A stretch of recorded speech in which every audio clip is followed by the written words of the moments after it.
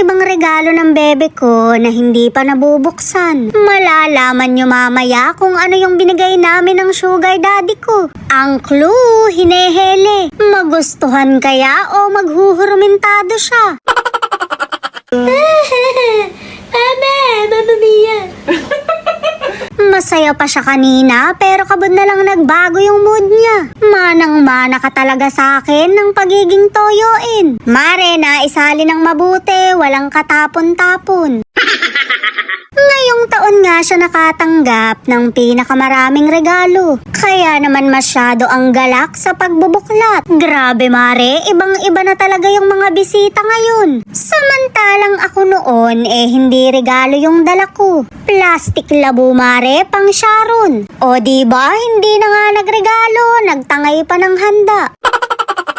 Binigay nga ng ninong niya yung napagkadaming chocolate na re. Grabeng pagmamahal yan, nakakabungi. Tsak na madadamay din kami dahil makikikain din kami. Ganon talaga mare dahil makikilagay siya sa ref namin. Kung sa kapitbahay nga kapag nakilaga ka ng langgunisa, wala ka nang babalikan.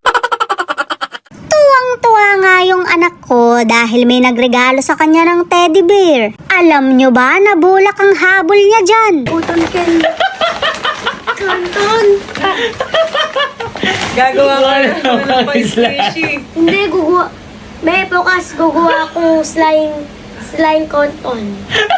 Nakikita ko yun sa YouTube. O diba, may mga pinaplano na naman siya sa bulak. Kaya lahat ng teddy bear dito sa bahay puro panat na. Mahilig siyang gumawa ng mga DIY na napapanood sa YouTube. Wow! I like it. I'm gonna use this. Oh my gosh! Natutuwa din naman ako mare pero hindi ako nag-i-English. Kaya kung makikita nyo sa reaksyon ko nakatulala na lang ako. Well, nag-i-English din naman ako pero kapag nalalasing na, nagugulat na lang yung mga kainuman ko dahil kabod na lang akong nagiging kana. Mare, pag lalaki kasi, di ba't kano? Ewan ko ba kung bakit parang mas masaya ko. Parang nasasatisfy ko kasi yung kamusmusan ko. Dahil nga hindi ko naranasan to, kaya siguro masayang masaya ko. Kulang na nga lang mare, ako na yung magbuklat dito. Wow! How did you know that, Gab? How did you know that? I favorite Hello Kitty. Favorite. Sige, open mo.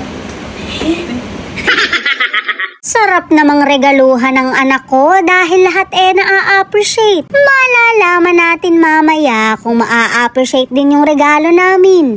Ring at inuna ng buksan yung sa ama niya.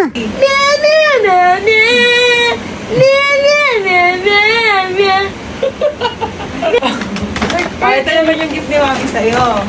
Shoot, mare, dinedma yung regalo ko. Akala niya siguro talaga kapatid na. Ring at may pahiyaw-hiyaw pa siya, mini fan lang naman yung regalo ko. Manang-mana ka rin talaga sa kaplastikan ko. Ring at may pulang sobre pa pero nakalimutan kong ibigay. Mapintahan nga kung anong laman. Shoot, mare, jackpot yata ako. Yung anak ko pala, itatabi ko lang. Pwede nga.